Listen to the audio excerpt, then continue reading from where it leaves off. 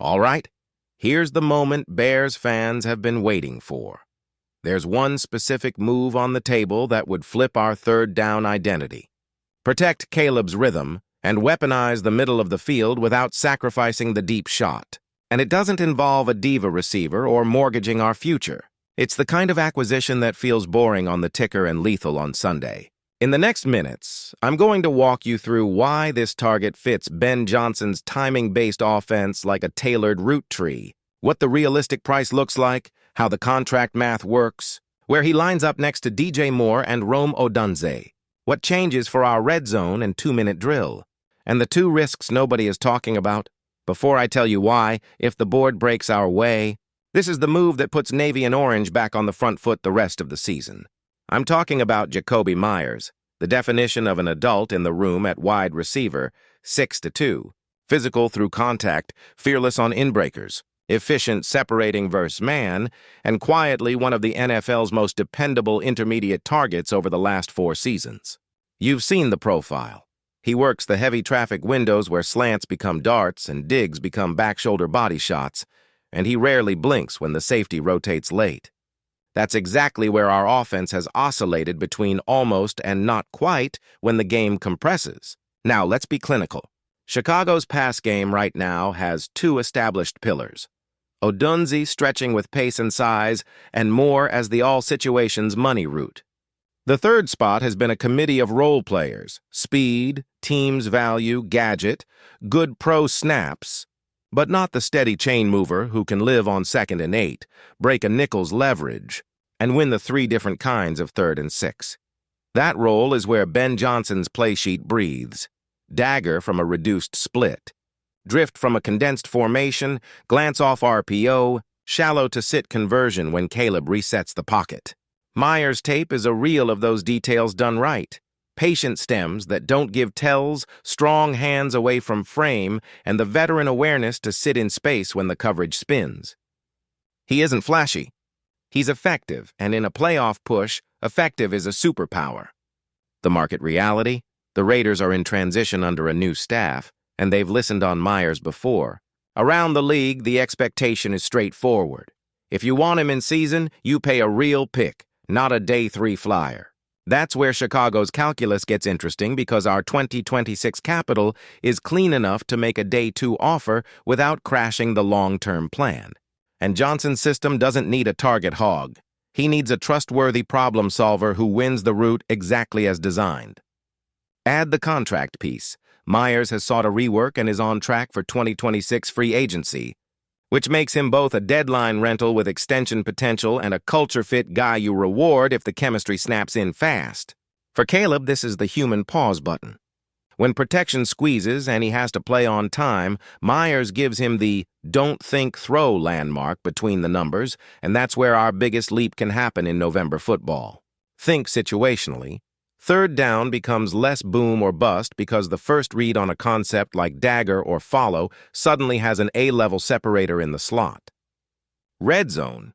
He's not a jump ball merchant, but he's a leverage assassin. Stack him tight to the tackle, motion across to force the nickel to rock his feet, snap a pivot or quick return. Touchdown from the 4 without asking Caleb to hold the ball. 2-minute drill. He's the guy who turns a scramble drill into a 12-yard out of bounds, because he naturally mirrors the quarterback and attacks windows as they open, not after they close. And the Odunze Moore geometry improves. Odunze keeps ripping posts, corners, and deep crossers, while Moore toggles between boundary ISO and motioned stacks. Meyers owns the stuff underneath that punishes bracket looks and forces defenses out of the too-high shells they've loved against us. You want numbers to anchor the picture? The last full season, Meyers posted true WR2 production. High-volume receptions, over 1,000 yards, double-digit end-zone targets on an offense that didn't exactly shower receivers with freebies. And even in a choppy start this year, he's been a high-target share player with solid efficiency per route when lined up inside. That profile travels to cold weather, travels to December, and it travels into the 3rd quarter when the broadcast says, both teams are leaning on their scripts. Now, let's talk price and timeline with a cool head. The deadline is right around the corner. This is the window where phones go from just checking to send terms. The noise says the seller wants a strong pick, and I get it. He's productive, consistent, healthy, and respected.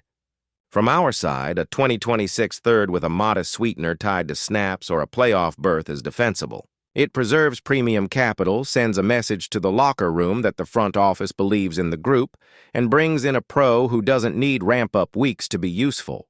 Cap-wise, the in-season hit is manageable.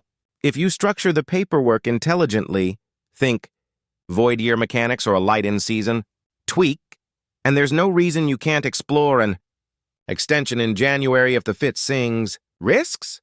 2, and they're real. First, target dilution. You do not take food off Odunze's and Moore's plates. You take junk targets out of the offense. And that requires discipline from everyone, including me, you, the OC, and the quarterback.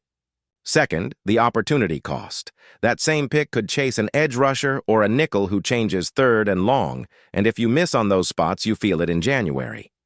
But context matters. The defense has been scrappy enough, and the quickest way to stack wins is helping your franchise QB become lethal in the boring downs. That's why this specific wideout, this skill set, gets you the most lift per resource spent right now. So here's what I'm hearing and what I believe. The interest around the league is real, the seller isn't dumping, and the asks have been hovering around day 2 value. The Patriots and a couple AFC teams make sense on paper, but if Chicago puts a clean third on the table with a simple condition, the football logic says we're live, and if we're live, this is the move I'd greenlight because it upgrades the offense in the exact place Ben Johnson wants to live. You want the on-field picture of Week 11 with Myers in a Bears uniform? First series after halftime, 12 personnel. He's in a nasty split to the field. Odunze on the over, Moore on the post curl. Play action to Swift. Caleb sets at the top. Nickel expands with Odunze. Backer widens on the crosser. Myers throttles at 12 between them. Ball's out on time. First down, the clock becomes our friend. The defense breathes. Everything feels inevitable. And yes, I'm optimistic because I'm looking at how sustainable winning looks in November. Not trick plays, not boom or bust heroics, but a receiver who turns good call into good result 8 times out of 10.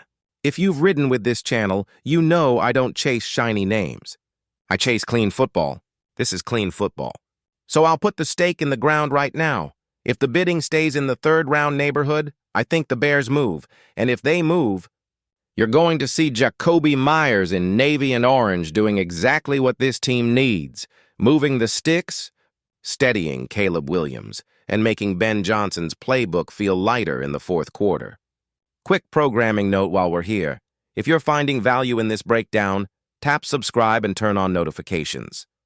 I'm dropping rapid-fire updates as the deadline dominoes fall, and a full whiteboard breakdown the minute Chicago makes its next call. Now the floor is yours. Are you in on this kind of move at a day 2 price, or would you rather keep the pick for a defensive piece or swing bigger in the offseason? Drop your take below, keep it respectful, and tell me how you'd structure the offer. My concise read to land the plane. The fit is elite, the cost is fair, the timeline is right, and the upgrade is exactly where Chicago needs to get better fast. 3rd downs, red zone, and 2-minute. If that's your kind of football, you know what to do. Comment, like, subscribe, and stay locked to Bears News Fan Report for the next update and the film cut-ups to back it all up.